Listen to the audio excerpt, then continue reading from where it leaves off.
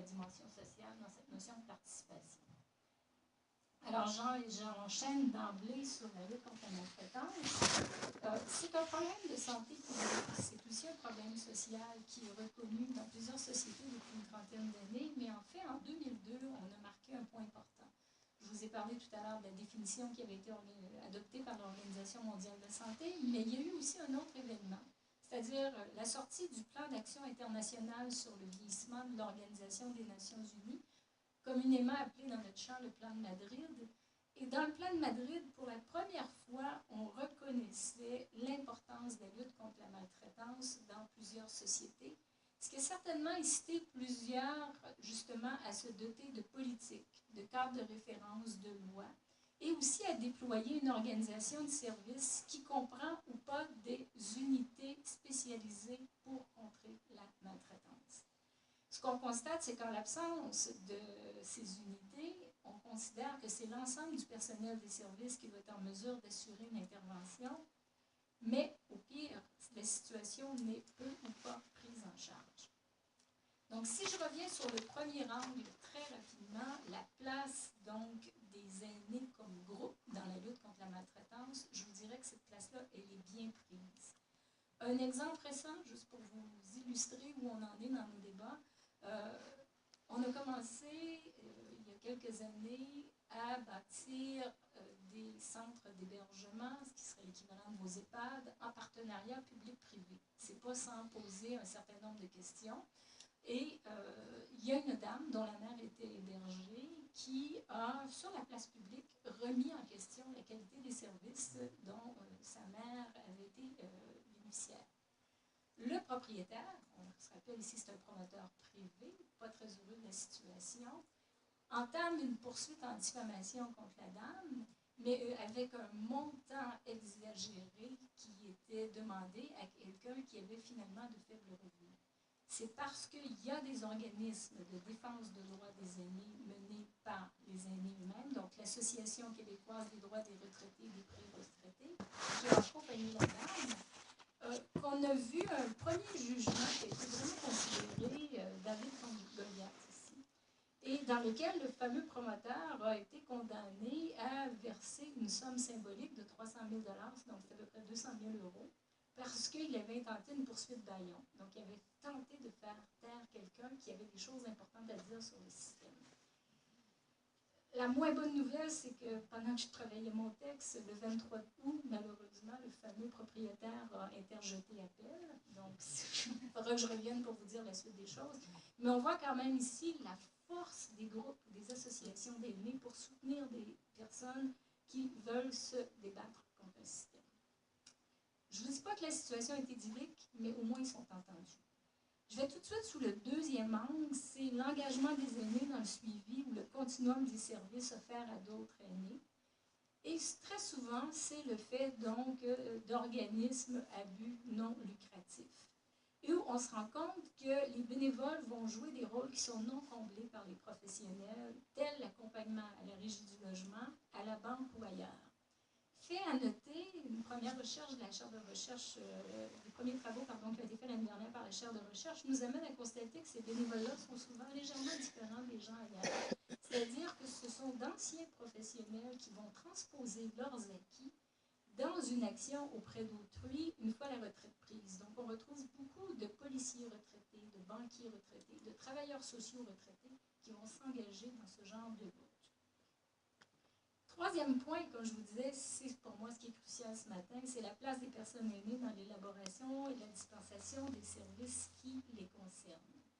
Et là, je vous dirais que c'est vraiment, du moins dans le champ de la lutte contre la maltraitance, le parent pauvre de la participation sociale des aînés. Alors, depuis maintenant plusieurs années, on rappelle qu'il faut vraiment avoir des pratiques dans lesquelles on va parler d'interprofessionnalité, de multidisciplinarité et d'intersectorialité, comme une approche qui est pertinente, voire même essentielle, pour intégrer des pratiques d'intervention. Les éléments de ces approches se révèlent souvent des approches très prometteuses, malgré un corpus scientifique qui, admettons-le, est quand même à bonifier. Mais on se rend quand même compte que ça ne manque pas de défis. En fait, je vais citer ici Hervey, un collègue d'avancer vers l'interprofessionnalité et par l'acceptation des visions différentes, une manière de se centrer sur l'essentiel. La personne qui est en face et qui a besoin d'aide, en soins, en soutien, en accompagnement, qui est non pas un objet de soins ou d'attention, mais un sujet à qui on apporte ses soins ou ses attentions. Donc, par le biais de différents projets de recherche ces dernières années, on a commencé à cerner cette place donc des aînés dans une co-construction de services qui leur est offerte en matière de lutte contre la maltraitance. Donc, première recension systématique des écrits internationaux sur intersectorialité et lutte contre la maltraitance, une recension de 113 articles. Et là, mon premier choc, ça a été de me rendre compte que sur les 113 articles sur cette intersectorialité, il n'y en avait que 5 qui réservaient une place aux aînés eux-mêmes dans cette intersectorialité. Donc, on se retrouve ici avec une question vraiment importante à se poser, c'est-à-dire, est-ce que c'est parce qu'on est en train de développer une approche tellement professionnelle qu'on pense que le service aux personnes aînées maltraitées est un service qui doit se décider entre professionnels et qui exclut d'emblée la personne concernée? Alors, donc, attendez une minute. Oui, je vais revenir tout de suite sur donc, cette première question. Je suis désolée, j'essaie d'aller vite parce que je voulais vraiment respecter la fin à 12h30. Alors, ce qu'on voit, c'est que les personnes âgées ont vraiment peu de place pour exprimer leur subjectivité. Quand on a travaillé une étude pan-canadienne qui est dans ses premiers balbutiements, c'est-à-dire une étude sur l'ampleur du phénomène de la maltraitance, on a eu le plaisir de valider un questionnaire dans lequel on avait deux parties. Une partie plus objectivée. Par exemple, si je vous parle de négligence, au cours de la dernière année, est-ce que vous avez reçu l'aide nécessaire, par exemple, pour vous habiller, pour faire votre toilette, pour prendre vos repas? Donc, un certain nombre d'éléments comme ceux-là. Mais on a aussi ajouté, et ça a été là l'élément intéressant, une question plus subjective à la fin qui demandait aux gens, au cours de la dernière année, vous êtes-vous senti négligé? Et c'est quand il y a un écart entre l'objectif et le subjectif que la recherche nous permet de faire un pas supplémentaire. C'est-à-dire qu'il y a certaines personnes âgées qui vont répondre oui à plusieurs de nos questions objectives, donc qu'ils n'ont pas eu l'aide nécessaire pour le bain, la toilette ou les repas. Et quand on leur demande, vous êtes-vous senti négligé, ils vont nous dire non. Hein? Donc, ça veut dire que leur propre expérience, pour eux, ce n'est pas de la négligence. Ou au contraire, on a vu aussi des gens qui avaient répondu à toutes nos questions objectives par la négative, et au final, quand on leur demande, vous êtes-vous senti négligé? Et puis là, la réponse va être oui. Donc, ça veut dire ici que ça nous parle comme chercheur, notre façon d'objectiver les choses et éventuellement de leur offrir des services va probablement être à l'encontre de ce qu'eux pensent qui serait de la négligence. Et en fait, quand on avait l'occasion d'aller un peu plus loin, de leur poser la question, vous êtes senti négligé dans quelle dimension? Ils nous donnaient des exemples qui étaient particulièrement frappants, comme mes enfants n'aiment pas me voir assez souvent. Donc, pour eux, c'était une forme de négligence. Bien que pour nous, ce n'était pas dans la définition de base. Une autre question qu'on s'est posée, c'est comment la personne aînée peut-elle s'autodéterminer dans un suivi qui lui est proposé, en exerçant ses choix, son action non seulement comme récipiendaire d'une intervention, mais bien comme un acteur qui est capable de co-construire les services qui vont la soutenir pour cheminer dans le processus où elle compose avec la maltraitance subie. Et je vais faire ici une petite note. C'est vraiment important pour moi de bien parler de comment la personne compose avec la maltraitance subie. Parce qu'il y a des gens qui, ne nomment pas ça de la maltraitance, et d'autres moments, vont nommer une maltraitance qu'ils subissent, mais vont quand même dire aux intervenants, de grâce, n'intervenez pas, parce que je préfère vivre ce que je vis et conserver la relation, parce que la maltraitance se passe toujours dans une relation qui est significative pour la personne âgée. Donc, je préfère poursuivre la relation et endurer ce que je vis que de tout perdre. Et ça, c'est vraiment une posture importante pour les intervenants. Donc, pour moi, les aînés ont vraiment une place axe crucial dans ce domaine où, pour l'instant, malheureusement, on ne les entend pas ou peu. Et le plus bel exemple pour moi, ce serait si on pouvait arriver à travailler comme on a travaillé en santé mentale, où les services sont maintenant pensés grâce à des gens qui sont souvent des ex-psychiatrisés, qui ont pu s'asseoir avec des intervenants et de dire ce que vous nous proposiez ne nous intéresse pas. Nos réels besoins, c'est plutôt ceci, cela et cela. On est loin de ça en maltraitance. Je passe rapidement à une illustration sur aussi Ville-Aimée des aînés. Ville-Aimée des aînés, c'est un programme qui est lancé par l'OMS en 2007, qui est largement répandu à travers le monde. Suzanne et moi avons eu le plaisir de venir travailler d'ailleurs avec Simone et Françoise autour de la ville de Quimper. Au Québec, c'est un programme qui nous est très cher. Il y a 1103 municipalités au Québec et il y en a près de 800 qui sont dans la démarche Ville-Aimée des aînés. De cette façon-là, la prise en charge qui est proposée, c'est vraiment une prise en compte des perspectives en termes de besoins des premiers concernés, soit les aînés. Et tout ça, c'est vraiment essentiel au déploiement d'actions, d'activités ou d'ajustements. Donc, en fait, on fonctionne en 3 étapes dans Ville-Aimée des aînés. Il y a d'abord un diagnostic qui est fait sur la ville, mais diagnostic dans lequel les aînés ont une partie prenante, parce qu'ils se doivent de constituer un comité de pilotage dans lequel il y a des sièges d'emblée réservés à des aînés, non pas juste dans leur position individuelle, mais comme représentants d'organismes d'aînés. Ensuite, il y a un plan d'action qui est mis en œuvre dans lequel les aînés et les associations d'aînés doivent être partenaires. Et finalement, dans ce plan d'action, il y a tout un suivi des activités où le comité de pilotage joue un rôle. On se rend compte que dans nos projets qui sont terminés, parce qu'on a eu 7 projets pilotes en 2007 et 2012, que la résistance est grande de la part des milieux institutionnels et politiques. En fait, nos plus grandes résistances provenaient souvent des instances bureaucratiques des villes pour qui la détermination des besoins des usagers eux-mêmes en termes de services est une véritable aberration. Et régulièrement, on arrivait pour faire les audits au départ dans les municipalités, puis on nous répondait, ben, on n'a pas besoin, nous, d'aller consulter les aînés parce qu'on sait déjà quels sont leurs besoins. Donc, on se rend compte qu'il y a vraiment tout un travail à faire avec de nouvelles orientations pour dépasser cette approche du panier de services, qui est appelé en anglais les service lead, et pour aller plus vers des user lead, c'est-à-dire des points de vue des usagers. Lorsque les distributeurs de services déterminent les besoins, on peut s'inquiéter non seulement des coûts des services offerts, comme le laisse entendre le discours de la nouvelle gestion publique, mais surtout de la perte de pouvoir de ceux qui les reçoivent. Donc, la dispensation des services telle qu'elle est développée dans le cadre socio-administratif de l'État-providence a eu l'effet d'établir le mode en usage de la consommation des biens selon une logique marchande. Et cette approche de détermination des besoins a engendré une surcroissance des droits des grandes corporations professionnelles, c'est-à-dire les distributeurs, au détriment des droits des usagers. Bien que de nombreuses réformes, aussi bien en France, et si on pensait à votre loi de 2002, qu'au Québec, notre loi 120, aient été mises en place pour redonner une place centrale aux usagers, si les enjeux de détermination des besoins ainsi que ceux de la participation des usagers ne sont pas remis en question dans leur fondement, aucune loi n'aura l'effet escompté. Donc, on se rend compte que finalement, on risque de passer à côté d'une belle opportunité de revoir fondamentalement la relation usager-service.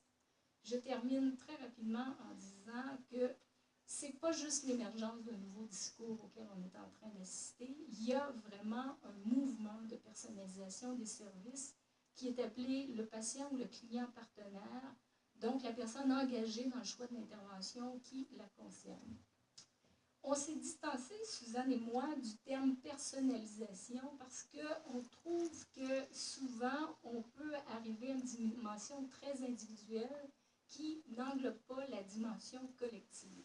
C'est pour ça que dans notre titre, on a bien choisi la place des aînés dans l'élaboration de la dispensation des services qui les concernent et non pas la notion de personnalisation.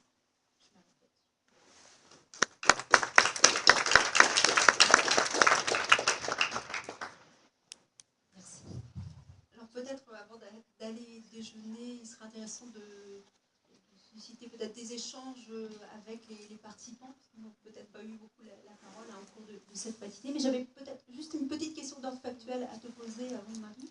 Est-ce que les aînés sont impliqués dans les dispositifs d'évaluation des actions auxquelles ils ont contribué à l'élaboration. Dans les fins de processus, oui, tout à fait. Le comité de pilotage qui est mis en place dans chacune des villes doit nécessairement comprendre des aînés. Et ce comité de pilotage, il est là du début jusqu'à la fin. C'est-à-dire évaluation des besoins, élaboration du plan d'action, implantation des actions, ainsi que suivi. Et pour garder leur financement, parce que les municipalités ont un petit financement étatique pour mener à bien dans différents projets, les différentes actions doivent être évaluées par et avec les aînés. Et Suzanne et moi avons d'ailleurs un étudiant qui termine son doctorat dans quelques semaines, qui a abordé cette notion-là sous l'angle de la reconnaissance des personnes âgées qui ont participé au processus. Donc, se situant ici vraiment dans une perspective très sociologique de honnête, entre autres. Et ce qu'on voit dans les résultats que Mario Paris va amener bientôt, c'est toute cette façon de renouveler ou d'engager les aînés différemment dans la cité.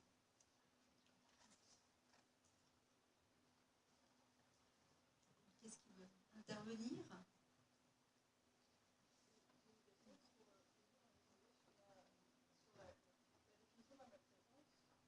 Le micro, s'il vous plaît.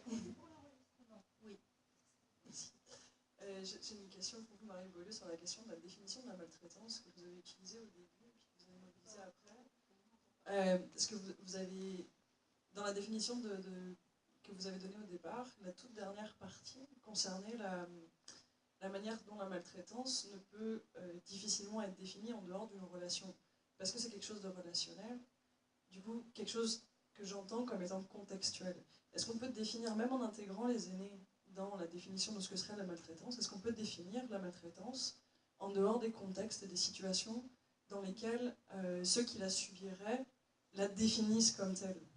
Il me semble que c'était la dernière partie de votre définition. Oui. Écoutez, la dernière partie de la définition que j'ai donnée tout à l'heure, qui était celle de l'OMS, c'était plutôt dans le sens que cela cause du tort ou de la détresse chez la personne âgée. Donc, c'était plutôt un rappel comme quoi c'est pas anodin. Je pense que la question que vous me posez est d'un autre ordre, c'est-à-dire quelle est la place des aînés dans la définition même de ce qu'est la maltraitance. Alors, il y a eu ce genre de travail-là qui a été fait, et il y a souvent des confrontations de définitions qui ont été faites. En fait, il y a plusieurs littératures sur le sujet. À dire jusqu'à date, la subjectivité des aînés avait été un peu mise en opposition à celle des professionnels ou à ceux des politiques publiques. Mais dans cette vaste définition de l'OMS que je vous ai donnée tout à l'heure, il importe de rappeler qu'elle a été dessinée ou en fait l'objet d'un consensus dans le cadre d'un séminaire international qu'on appelait le protocole de Toronto. Et dans ce protocole de Toronto, cette déclaration de Toronto, il y avait justement des aînés qui étaient présents. Donc, c'était pas juste des experts, c'était des aînés, des professionnels, des gens des politiques publiques et des chercheurs. Et c'est la première fois qu'on est arrivé à un consensus qui, je ne vous le cacherai pas, est quand même remis en question. Là, parce que quand on parle de la notion d'une relation de confiance, on évacue dans cette définition-là, ou enfin on n'est pas assez explicite sur la dimension organisationnelle de la maltraitance. Dieu sait que beaucoup de maltraitance vécue par les aînés découle de mauvaises perspectives organisationnelles, entre autres, par exemple, dans le milieu d'hébergement, pour aller très rapidement, la gestion des horaires du personnel a tellement d'impact sur la vie des aînés, mais plusieurs ont beaucoup de résistance à appeler ça de la maltraitance. Mais pour moi, le fait que chaque quart de travail soit responsable de l'administration d'un repas et qu'on commence à lever des personnes âgées à 5h, 5h30, pour que tout le monde ait pris le petit déjeuner avant que les employés de nuit s'en aillent, c'est clairement une maltraitance institutionnelle. Je voudrais...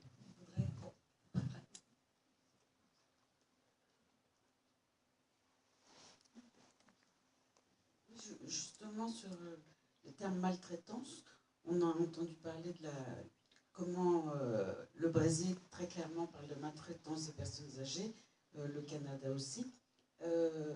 Est-ce qu'il y a en France des travaux qui portent sur spécifiquement cette maltraitance aux personnes âgées? D'ailleurs, les termes utilisés autour de la table, c'était vulnérabilité des personnes âgées. Donc on se place sur un autre point de vue, où on parle de maladie en parlant des personnes âgées. Mais est-ce que concrètement la maltraitance est étudiée en France? Elle l'est. On a justement une collègue ici qui fait des travaux sur la maltraitance, mais pendant que le micro s'en vient, peut-être si tu veux répondre, je vous ferai juste remarquer que pour l'instant, moi, je n'ai pas utilisé le terme vulnérabilité parce que dans la maltraitance, il y a des gens qui, avant d'être maltraités, n'étaient pas objectivement vulnérables. Ils peuvent l'être devenus par la suite. Donc, pour moi, la vulnérabilité n'est pas une condition préalable à la maltraitance, bien qu'on sache que c'est un des facteurs de risque. Mais il peut y avoir des gens non vulnérables qui, malheureusement, sont maltraités quand même. Juste un tout petit rappel historique, effectivement, en France, ce sont d'abord les professionnels qui ont alerté les pouvoirs publics à partir de ce qu'ils ont à un moment donné trouvé insupportable en termes de dispositifs publics aussi à l'encontre de ces personnes. Et puis ces questionnements qui ont été portés par le professeur Hugonneau à Grenoble et puis par quelques Bretons dont je fais partie au sein de l'association Psychologie et Vieillissement, ça date des années 90, 92, 95, donc ont permis effectivement à la secrétaire d'État du gouvernement, aux personnes âgées du gouvernement Jospin, donc Paulette Guinchard, de mettre en place le premier groupe de travail pour lutter contre ce qui était appelé à l'époque les violences envers les personnes âgées. Là aussi, le terme de maltraitance et violence, alors là où dans le droit brésilien on va trouver le terme de maltraitance, on ne va pas le trouver dans le droit français de la même manière. C'est important effectivement de considérer cette dimension relationnelle dans le champ de la maltraitance et puis la dimension subjective, qu'est-ce que je supporte ou je ne supporte pas, et qu'est-ce que notre société aussi a supporté et ne supporte plus aujourd'hui ou ne veut pas avoir. Donc depuis, effectivement, les politiques publiques n'ont pas arrêté de mettre en place des directives ou des plans successifs pour lutter contre ces phénomènes, avec des dispositifs tels que vous les avez aussi dans vos pays, notamment tout ce qui est autour de l'écoute téléphonique, mais le recensement également manque encore de véritables implication et volonté politique, parce que ça touche à un sujet qui certes était tabou, dont le tabou a été levé, mais qui n'est pas banal du tout dans notre société, avec aussi les ambiguïtés qui ont été pointées quand effectivement les financements qui sont octroyés pour s'occuper des personnes les plus en difficulté ne sont pas à la hauteur des aspirations, notamment en termes de bientraitance, puisque le mot n'a pas été évoqué, mais nous, on a eu quand même un glissement sémantique clair en 2008 avec l'ANESM et la première recommandation cadre concernant les bientraitances. Donc il y a encore du travail.